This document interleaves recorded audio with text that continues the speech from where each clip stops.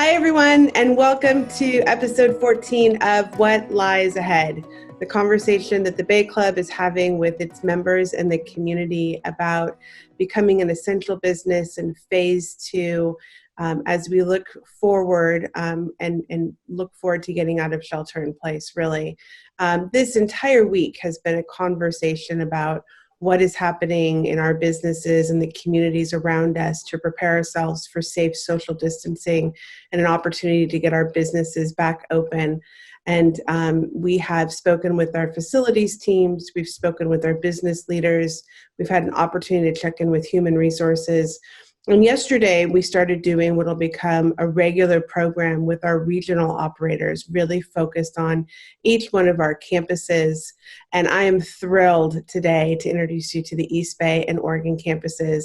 These guys are my home away from home. I am an East Bay resident. Walnut Creek is the spot that I hang out at most of the time. I am very fond of each one of these leaders and the members. And so we're going to have a conversation today about our Portland Club, our Walnut Creek property, Pleasanton, and Fremont.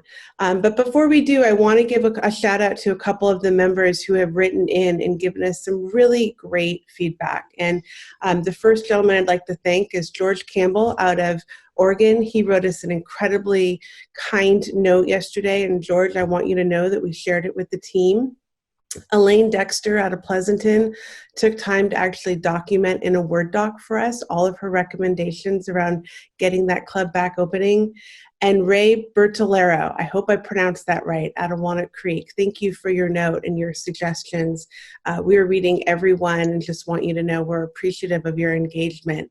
So with that, let me start with our introductions. And our first introduction is going to be Jason Schleiger out of our Portland property. Thank you, Annie, and thank you, George, for sending that information and about your experience at the Bay Club. Again, my name is Jason Schlager. I'm the VP GM of Portland. I'm very proud to represent the Pacific Northwest. I've been in the industry for over 25 years. I've been in this building for over 16, and the ride and the opportunity to work with the Bay Club for over the last 15 months has been amazing. This is truly a family orientated facility as well as a business. The transparency, accountability, and the hard work that we are engaged in right now to open up our doors as efficiently and as safely as possible is a day-to-day 24/7 job that we're all taking a lot of pride in. So thank you for this opportunity and look forward to having more conversation about it. Great. Thank you, Jason. Next, I'm going to go to Elias Mendelaris in Walnut Creek. Hello, everyone. My name's Elias. I'm the Senior VP here at Bay Club Walnut Creek. What's unique about our facility is we do have a Renaissance Marriott hotel, a beautiful 175-room hotel. That's the first hotel under our Bay Club portfolio. And we're really excited to be a part of the discussion today. Thank you. It's great to have you. Next up, I'll go to Pleasanton and Jen Beaton. Hi, I'm Jen Beaton. I've been similar to Jason in the industry since 1992, 28 years, and with Bay Club for 16 of those. I'm really excited to be here and talk about what the future lies ahead and how we hopefully will be getting our clubs open here quickly. Thanks, Jen. Next, I'd like to introduce one of our members out of Fremont, Suresh. Hi there. My name's Suresh. I'm glad to be part of this conversation. I'm at the club that Ahmad manages. I've been a member with the Bay Club for about 11 years now. Predominantly a tennis member, and I go to the gym, missing very much the club and going to the club on a regular basis, and would love to see what your plans are to get back. Thank you so much for joining us today. Next, I'd like to introduce you to one of our members from Walnut Creek, Heather. Oh, hi, I'm Heather. Thank you so much for having me join the conversation today. My family and I have been members of the club. Well, we started in Pleasanton facility in 2000 and moved up to the Walnut Creek area and have been members here ever since. We love the facilities. We love the staff. I have two sons. They've totally were pretty much raised at the club facilities and their program. So we're just anxious to be able to all get back as a family and get back to the facility again. Thank you. Thank you for joining us today. Next, I'd like to introduce you to Ahmad Amadzia, who runs our Fremont location. Thank you, Annie. I appreciate this opportunity. My name is Ahmad Amadzia. I'm the Vice President and General Manager of the Fremont location.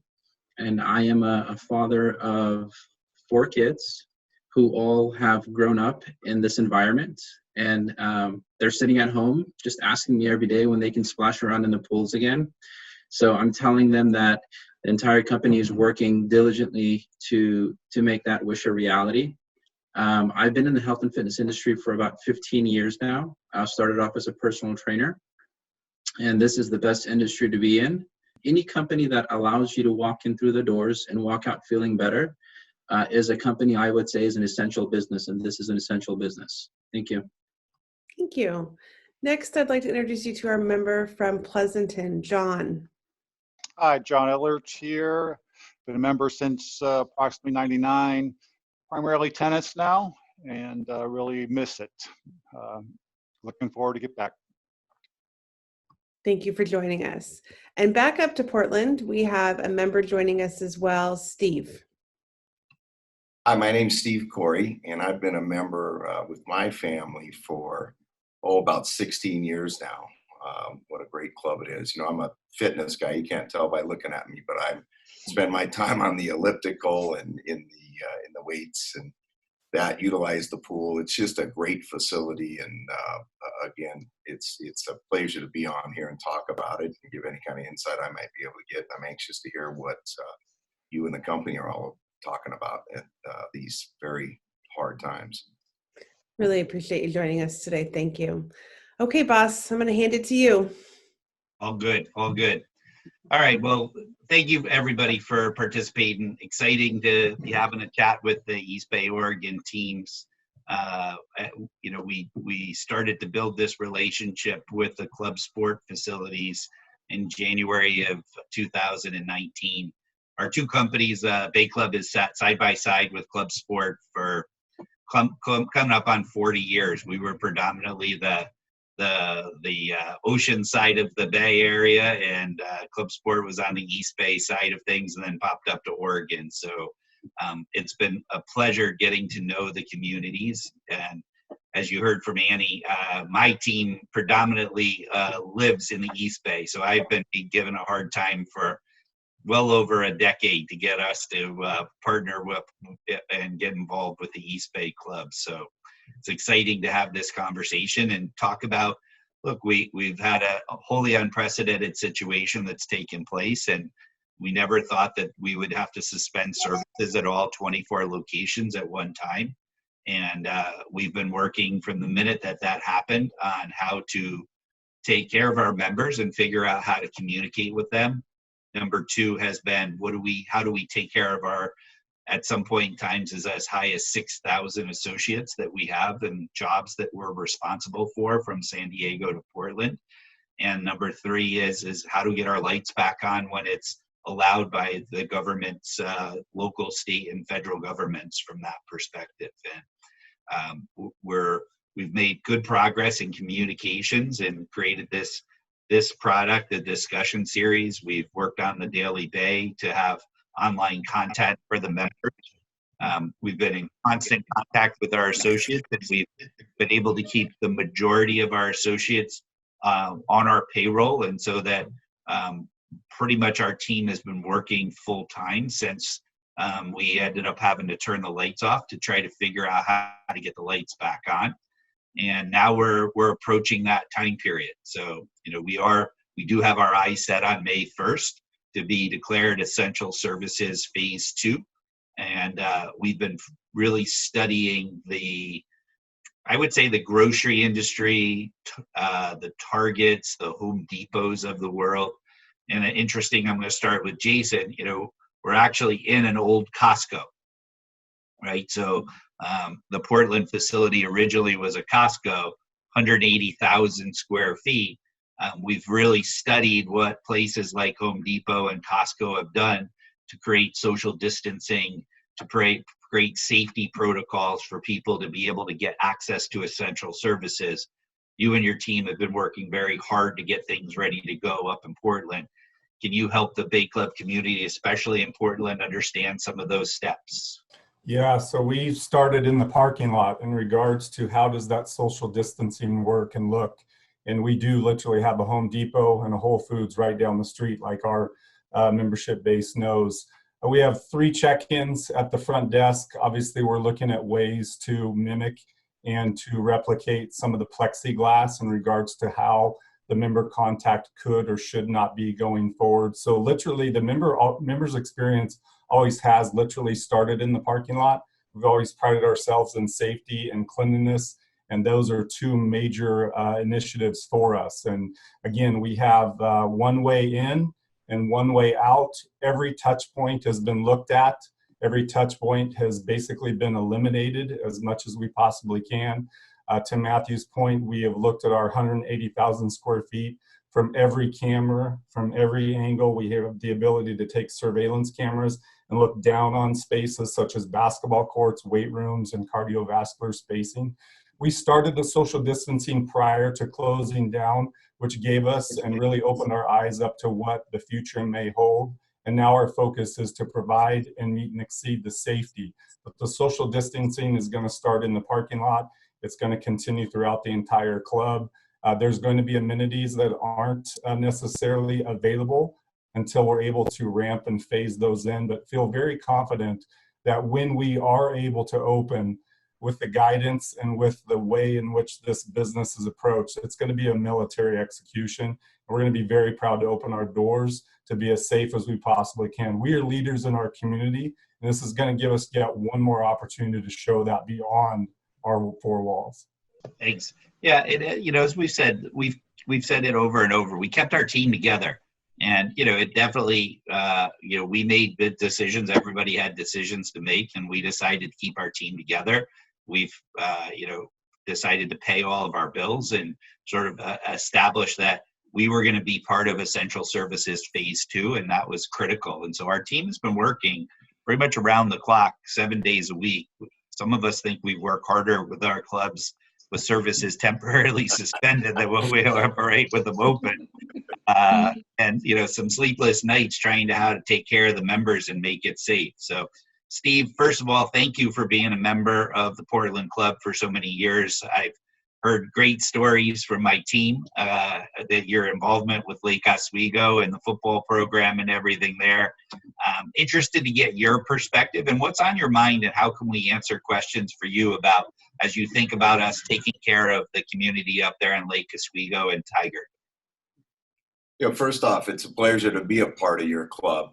Every day that I go in there and interact with your people, it's just an impressive place to be, and I'm so anxious to get back. And I think that the things that Jason's talking about and you guys are all looking at, I think what's happening across the country is we're all getting used to that sort of thing. So I think the idea of getting back to the club and parking a distance from the person next to you, going in at certain intervals, spacing.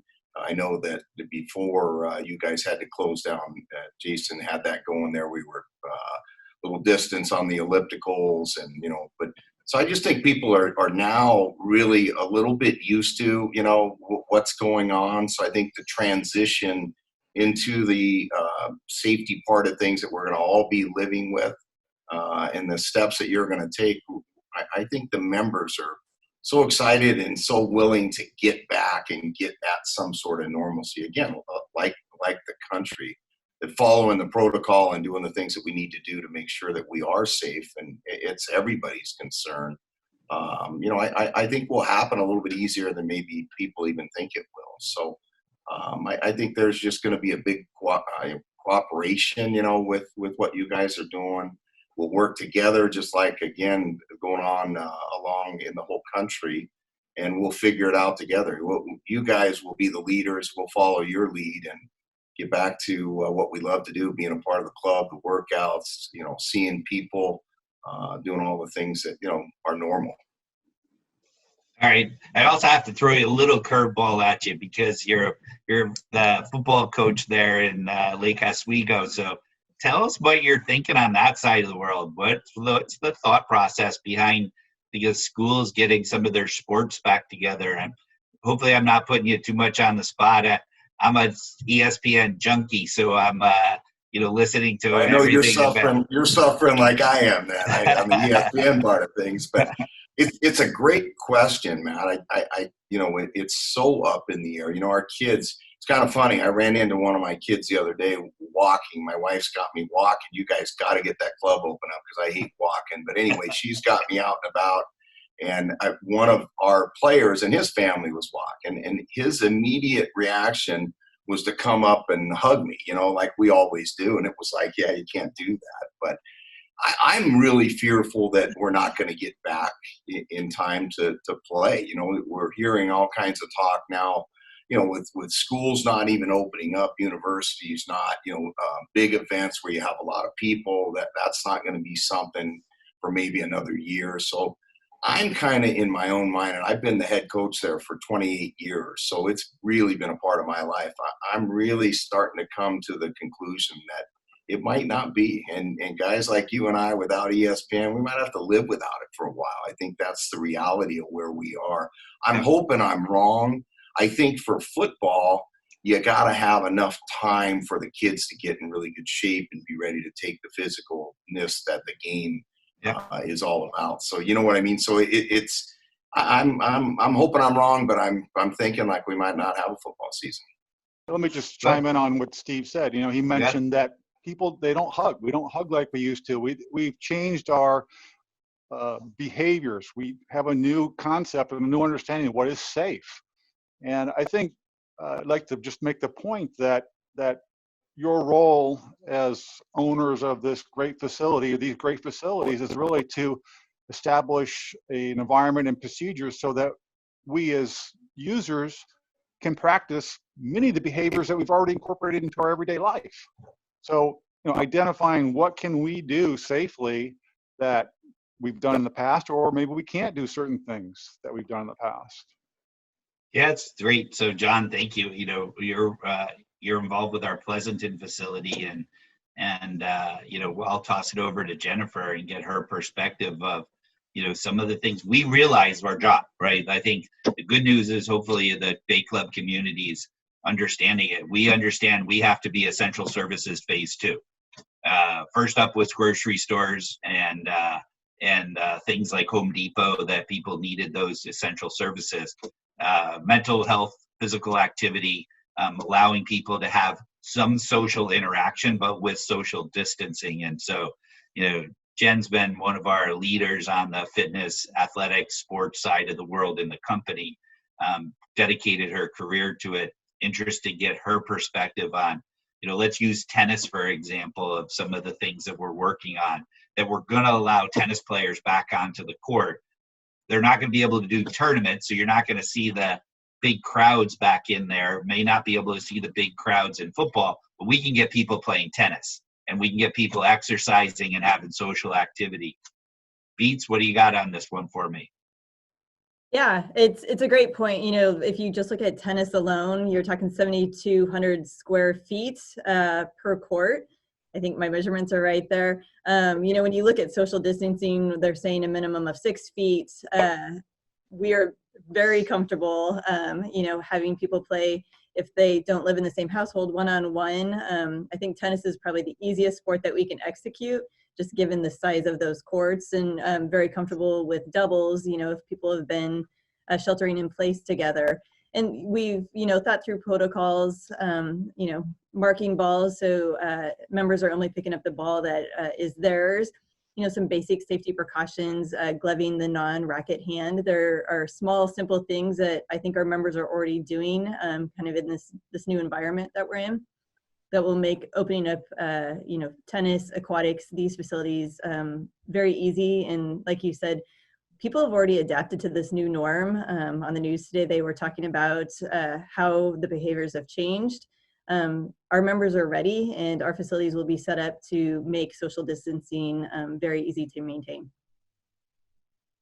One of the things that Jen said made sense, like when, for example, the club closed down, I mean, we were all really desperate to go and play tennis somewhere, right? So I actually got together with some other folks and we were playing on the outside courts in the parks before they closed those down.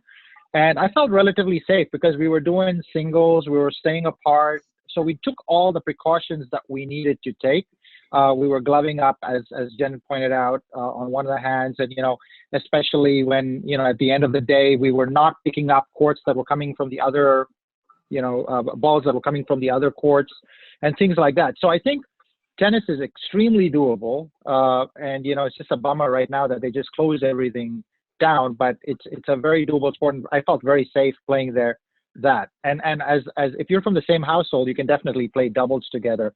I think from a club perspective, it'll be a little tough to police that, but I think there are two aspects to this. One is members just executing common sense when they do things, and then the other is the club providing the ability for the members to do that. But at some level, the members also need to take responsibility of how they conduct themselves.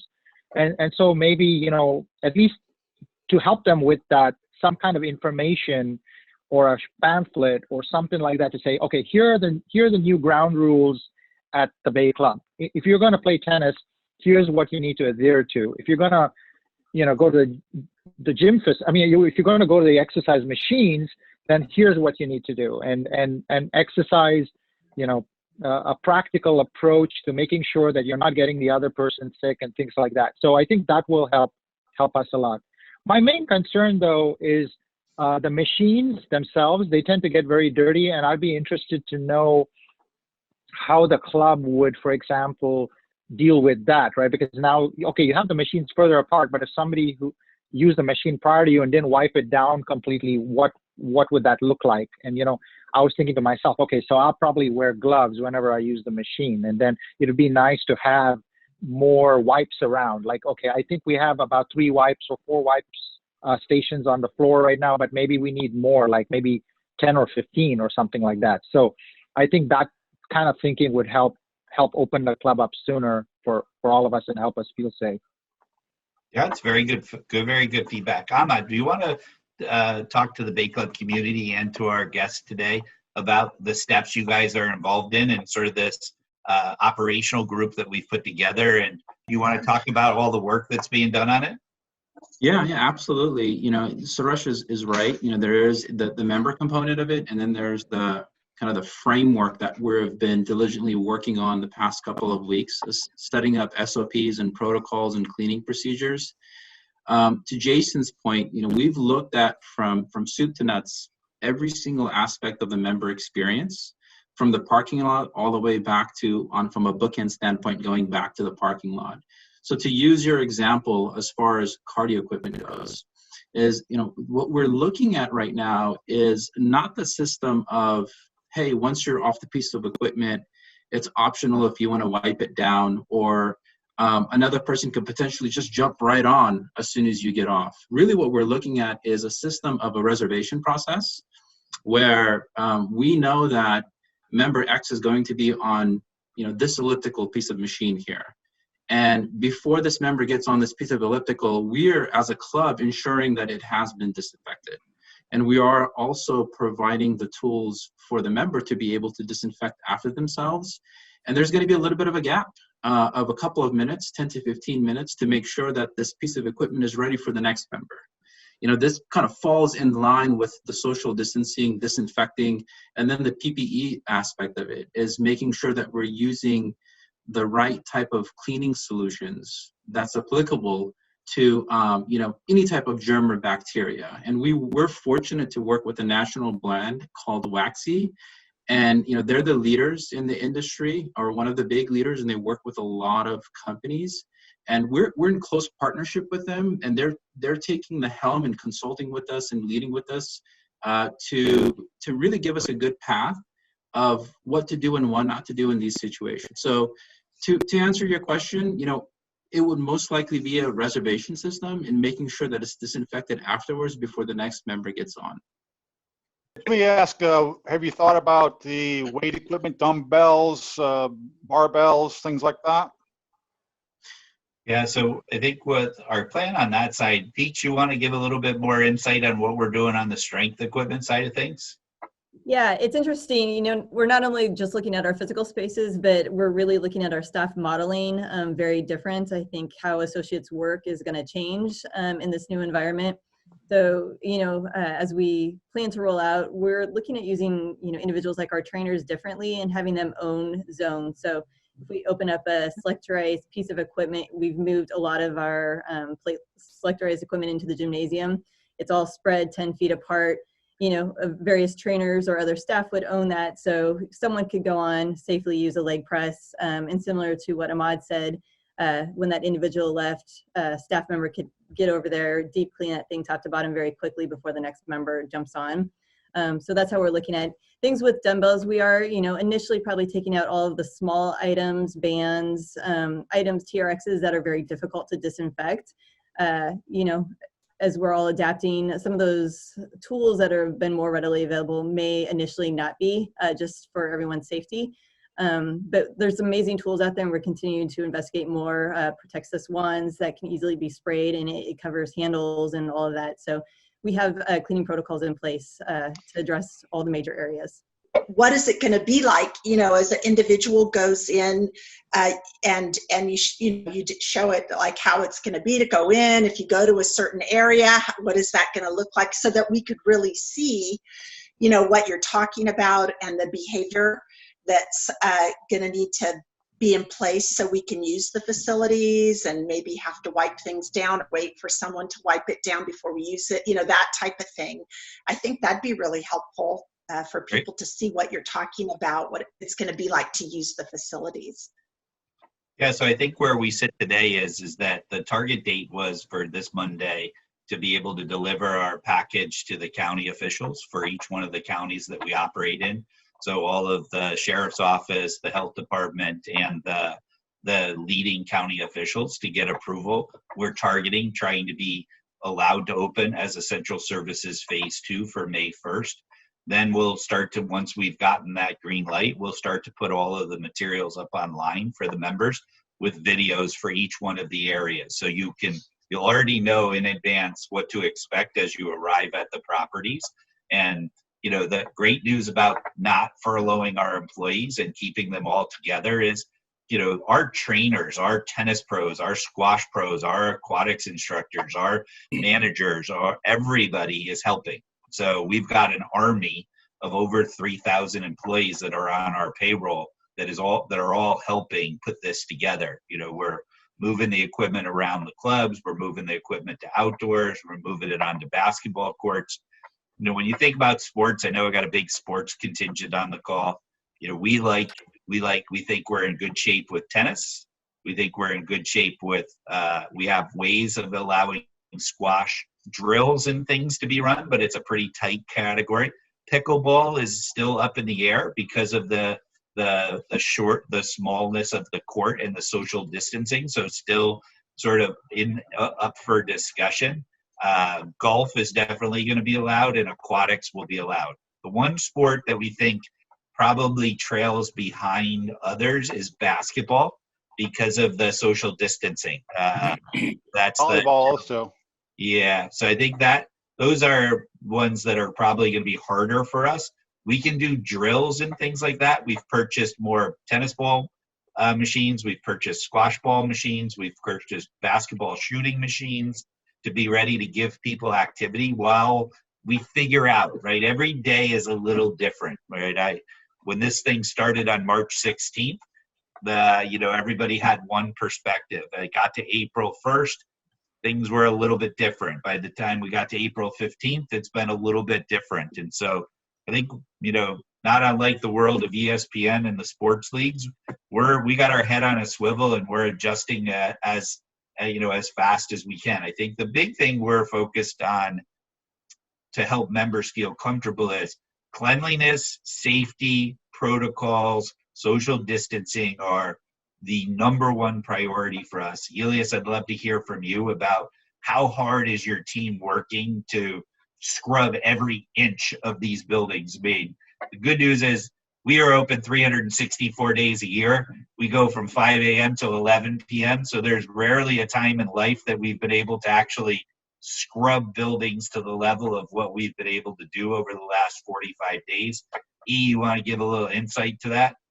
Sure. Thank you, Matthew. I think here we've really taken that opportunity with our department heads and organizing everybody and really assigning spaces. Like Matthew said, ever since the 16th of March, when we did close our doors for a temporary suspension, we've been very focused on that. So everyone's had their areas. Everything's been deep cleaned. Everything's been extra maintenance on each layer of the property. And then what we've been focusing on most recently is creating the distancing and the spacing. And it's really impressive to see when you look at our outdoor space, how much outdoor square footage we have. So when you really clear out all of that furniture that's on the pool deck, and then you start to think about how can we leverage these different outdoor spaces, and then you take different areas and start putting pieces of equipment out. Our cycle studio will likely be moved out to the pool deck under a nice shade structure. All the rowing machines, we leveraged our outdoor restaurant patio, which is just this beautiful space where while you're using a rower, you're overlooking the pool, and it just really feels like vacation. And then like Jen said, we were able to take half of our gymnasium and utilize that for all of our cardio equipment, not all, but a good portion. And then the other half of our gymnasium is our full basketball court where we can do these drills and things like that. And we also have, the ability to flex that gymnasium for certain style group exercise formats and things of that nature. But what ends up happening once we were able to do that, you go upstairs and it is a very spaced out environment now because we removed so much equipment. And it really feels like it was naturally set up for this distance and spaced environment. And we've been working very closely. The reason Matthew had Jen speak to fitness is Jen's background is very fitness focused. She's been the leader of that category in our 4-quadrant system since she started with the company over 20 years ago. And she's helped put together protocols with different pods. And you'll see, like Matthew said, when you look at grocery stores and how they're delineating different spaces on the floor with those laminates that are very clean, permanent markers on the floor, we're going to be able to put those spaces throughout the club. And when we do those videos that you referenced, Heather, you'll be able to see your space for your fitness area will be equipped for you. You'll have your kettlebell, you'll have a couple of dumbbells, and there's potential to have that dialogue and have people like Jen, who are so well versed in fitness, help us set up these different little pods so you can come in and have your own space to work out. And then when you leave that space, someone's assigned to sanitize that space and leave it for you. And what we found here, by spacing everything out, you're really able to get that experience. But with what Matthew started with, the spick and span is the one term I would use for our clubs. Yeah, just listening. One of the things I don't know if it's a concern, but one of the things I would love to hear you guys talk about a little bit is, I guess we'd call it crowd control. Some of these environments, you're in a line and you're waiting to get in, and 5 come out, 5 go in. How do you see that kind of work in the club? So there's some reservation ideas I know that were thrown out there. I also wonder about peak hours, that I can get there at 4 o'clock normally, and from 4 to 5:30 when I work out. You know what I mean? And those are kind of peak times. How are you guys thinking controlling people and flow and all that kind of stuff? Yeah, it's a great question. So the good news is starting this week, we'll be rolling out this manual to the members, right? And it'll take you through all of the details on how everything's going to work. And I think the best way to think of it is like a restaurant. And so you can go online and reserve a piece of equipment or a workout time. Anything in the club, you'll be able to reserve that spot for, and we'll have that for you. Or you could show up like you can at a restaurant and know what we'll be able to tell you is we don't have any availability in this area, but I do have availability in these 2 other areas of the club if you want to do that. So for the members that can really take advantage of technology, you'll be able to reserve that space. And for those that are like, I don't know I don't want to do that, I just want to show up. When you do show up, our team will be like, okay, tell us what you would like to do. We'll tell you what we have available, which is different than the typical format, right? Because under the regular format, you can just come in and go wherever you want. This will have more of an organized new normal to it for what we don't know how long, but we're prepared to have this as a regular procedure for whatever that needs to be until everybody feels safe that you can have football stadiums with full crowds in there going crazy about Lake Oswego football. That's great. Great solution. Good job. That's really good. Good. Hey, well, first, I just want to say thank you. The cool part about these conversations is the passion everybody has. I've been getting in trouble from some of the members that the sessions are too long. And I'm like, now you guys know that you've been on here. We could talk for an hour and a half right now. We get to detail after detail. But what we're trying to do is each day expose a little bit more. My big takeaway from today from you guys is let's get our content online for the members. Let's start educating the members in advance of May 1st so that everybody sort of starts to understand the 411 plan of how we're going to do this. And your feedback is unbelievably appreciated. So I just want to say thanks. AA is going to take us home and have you guys sort of talk about a shout out to a local business, but it gives me a chance to just say thank you. So thank you. Great. Thank you. Great session. It was really a lot of good content came out of it too. So we're going to do our wrap, and our wrap on what lies ahead is always something that we're thankful for, and then a shout out to a local business that we would like to support. I'm going to go with a little bit more of a lighthearted what I'm thankful for today, and that is that my jeans continue to fit. After 4 weeks of wearing Lululemon pants, to put jeans on this week felt like a win, and I didn't have to go buy new ones. So that's what I'm personally thankful for today. And my shout out for the small business is a little bike shop called Encino Bike Shop here in Walnut Creek. And, again, we all are working on like what is saving us when 2 mountain bike tires go flat, because that's another option for the kids to get some exercise right now. They were able to, in a really safe way, I put them on the back of the car and they were able to change it out. So I just want to say thank you for them. I really appreciate everyone who's trying to get through in these times. And, you never know what the thing is that you're going to need. So Steve, why don't I go to you next? Well, first off, that social media world is a challenge for me. So, FaceTime has been just something I've been so thankful for because I get to spend some time with my little grandkids who are 3.5 and 1.5. So that's one social media deal I'm so glad that I have. Shout out wise, I'm really concerned. Got a lot of friends that have restaurants and small restaurants, hometown people, and it's really a tough environment on them. So shout out to Baird's on Bee, which is a little place in Lake Oswego, a friend of mine, and does a great job there. So go get some food to take out and support the restaurants around the area. That's a great shout out. Thanks. John, why don't we go to you? Yeah, well, I'm thankful for a couple things. I'm thankful that I don't have 4 small kids in the house cooped up that I've got to try and keep entertained. I know that Ahmad talked about his 4 kids. My kids are older, so I've made it through that phase without a shelter-in-place order. Also thankful for my wife. She's a great cook, so she's been keeping me well-fed, probably too well-fed. My shout-out is to all the local food establishments. You drive through town, you do see signs on their doors. Hey, we're open, delivery, takeout. So I just encourage everybody to frequent those businesses. Thank you. Thanks for being here today. Heather, why don't we go to you? I am really thankful for all this family time. I have 2 teenage sons, and they would not typically spend this much time with me. I want to shout out the Sweet Affair Bakery in Walnut Creek to have batches too. So go by and get something sweet. Sweet Affair is a favorite. In fact, we definitely order that for lunch when we're at the Walnut Creek property sometimes. So we'll have to check out that. Ahmad, I'll go to you. Thank you, Annie. First and foremost, I'm thankful for all of you. And then, I wanted to shout out a restaurant that we frequent. It's called My Number One Sushi, and they're in Milpitas, right by our house. So we like to put our orders through, and they're very nice.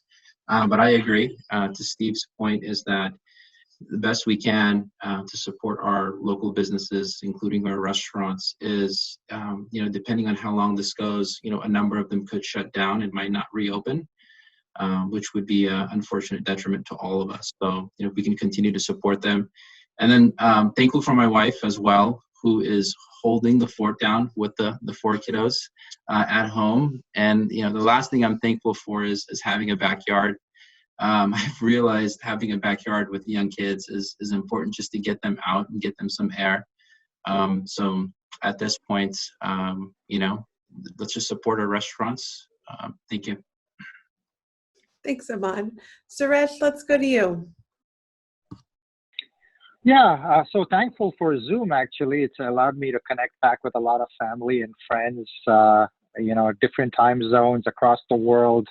And actually, one of the silver lining here is that I've been able to connect with so many folks, friends and family, that usually you wouldn't have time to connect with, but with all this free time, we're able to do that.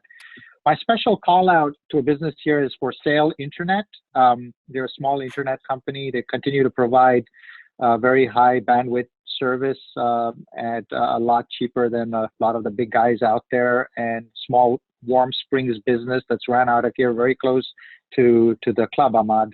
And maybe someday you guys will switch to them as well. But that's my call out to them. They're very good family run, cable type of business. Jay Beats, let's go to you. Yeah. Today I'm going to have to give a shout out to the Pleasanton team. They have been working so incredibly hard. It's really fun. Everybody's been walking around. We've been practicing all of our safety procedures, but they are so passionate. I've never seen passion in people like we're seeing right now to work. They're fighting for this club. So I'm just super thankful for this team and all the hard work they're doing. So a shout out to them. All love to my peeps. And then business, Andaman Thai Kitchen, which is in the marketplace in San Ramon. Unlike John's wife, I am not a great cook, so my family very much appreciates what we order in, and it's fabulous Thai. So I'll give them a shout out. That's great. That's great. Elias, let's go to you. All right. I'll start with saying that I'm really thankful to be a part of the Bay Club organization with Matthew's leadership and the executive team, all the way, to our whole organization, all the line level employees. It's really been a pleasure to see how everybody has reacted to the crisis, how everything has slowed down within the company, and associates have come first. So I'm really thankful and appreciative for that. So thank you. And for a local business, I would go with Rocco. Those of you that know Walnut Creek, Rocco's a family member with us. He's got a pizza shop over on the other end of Walnut Creek from the club. Been in business for 19 plus years. And, we're thankful for Rocco and his membership, and also for his small business. So we will continue to put in some orders for pies to go. He's doing this great thing right now where every day there's at least 5 to 7 kind of, community members that are taking food he's donating to the hospitals. So it's really above and beyond. I'm so glad you called him out. Jason, let's go to you. Yes, thank you. I too am very thankful for my Bay Club family. I want to give a shout out to my wife. She works in finance. So at times when I get home, she's got her eyes crossed, as you can imagine. And then again, when it comes to the family, as well as the support of our community, I'm very thankful for that. For all the members that are watching throughout all the clubs, thank you for your support from California to the Pacific Northwest. And a shout out to a restaurant in West Lynn owned by John and ran by JR. It's named 503. It was a cool thing. A couple nights ago, we did takeout. And we were standing in line when the West Lynn fire truck showed up, the ladder truck with 6 guys in it.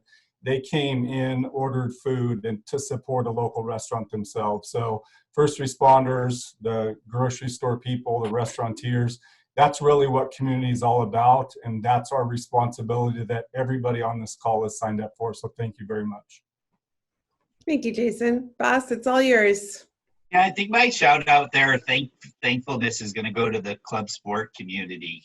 This is the call of the clubs that we partnered up with in January of 2019. And, we just want to let people know how appreciative we are of trying to put the two families together. Everybody knows that, everything's a little bit complicated when you try to do something like this. And hopefully you get to know a little bit more about our heart and soul. And we've been unbelievably appreciative of learning about how the whole world worked as club sport and trying to make this marriage sort of come to the next level. It's a very unusual time period to try to, with this wholly unprecedented situation. And we just want to say thank you to the club sport community for having the patience as we try to figure out how to do things correctly and find a way to sort of let the world continue on as one big family going forward. My shout out, I'm going to go local. I've been doing some bigger ones with some of our partners. You guys got me hungry. It's lunchtime. So I'm going to tell you, I went to Taco-licious out on Chestnut Street last night, and I'm going to go Taco-licious. They've been doing a great job. They're a great operation, and another local restaurant to take care of the people in the different markets. So that's my shout out today. AA? That's a one Lombard favorite for sure. Gotta love Taco-licious. Well, that brings to an end episode 14 of What Lies Ahead. What I came out of this is that we will definitely be sharing with our members what our plans look like. We're going to spend probably the next week refining them to be able to share out with local authorities, but also make sure that members have access to them and know that every week you'll get an opportunity to get updates from the East Bay, Oregon team specifically. So thank you to everyone today who joined us. And with that, we'll see you tomorrow. Bye.